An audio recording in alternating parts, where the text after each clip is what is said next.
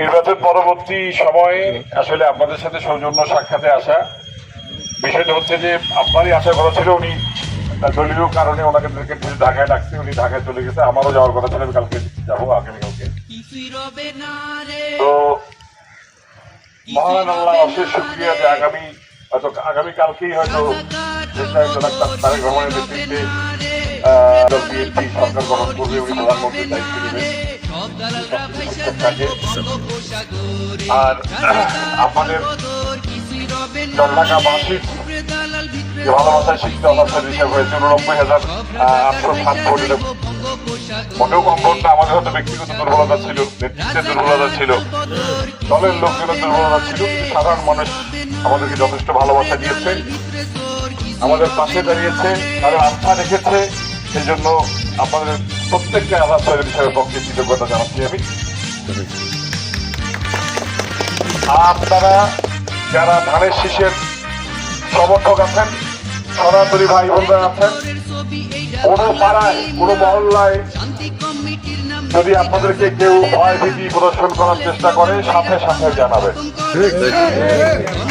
এই জলঢাকায় আগামী কালকে থেকে কোন সনাতনী বা কেউ হিন্দু পরিচয়ে বসবাস করবে না, সবাই আমাদের ভাই পরিচয়ে বসবাস করবে।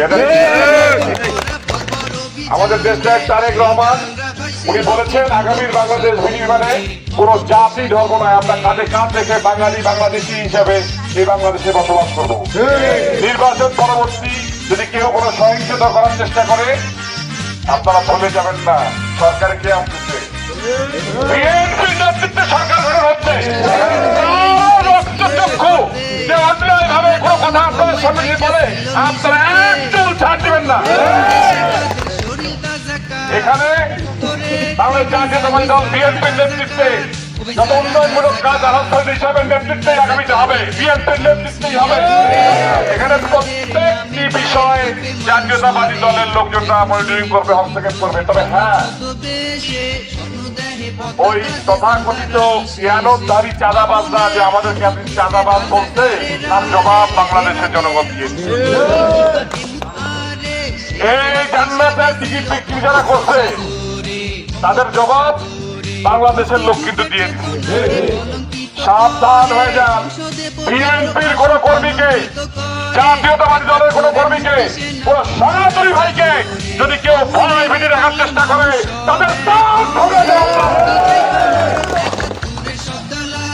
এখানে আগামীর বাংলাদেশ হবে আপনার আমার সবার বাংলাদেশ। আগামীর বাংলাদেশ হবে বাংলাদেশ জাতীয়তাবাদী দল বিএনপির বাংলাদেশ, তারেক রহমানের নেতৃত্বে বাংলাদেশ। এখানে আপনারা প্রত্যেকের সাথে সৌহার্দ্যপূর্ণ সম্পর্ক রাখবেন, একে অপরের পাশে দাঁড়াবেন, যেখানে অন্যায় হবে সেখানে প্রতিবাদ করবেন। আপনাদের কাছে অনুরোধ, দলের চেয়ারম্যান স্পষ্ট হয়ে বলেছেন আপনারা কেউ আইন নিজের হাতে তুলে দেবেন না। আপনারা দলীয় কর্মীদেরকে নিয়ন্ত্রিত রাখবেন, তাদের শৃঙ্খলিত রাখবেন। এরপরেও যদি কেউ কোনো ধরনের অন্যায় বা দুষ্কৃতিকারীরা দুষ্কৃতি করার চেষ্টা করে, তাদের জবাব আইনগতভাবে দেওয়া হবে। পরিশেষে আপনাদেরকে আরেকবার আপনাদের প্রতি কৃতজ্ঞতা প্রকাশ করে, যেটা আমার জন্য অনেকেই ওয়েট করতেছিলেন, আমি আরো বেশ কয়েক জায়গায় যাবো, আপনাদের কাছ থেকে অনুমতি নিয়ে বিদায় নিতে যাচ্ছি। ধন্যবাদ সবাইকে। আসসালামু আলাইকুম এবং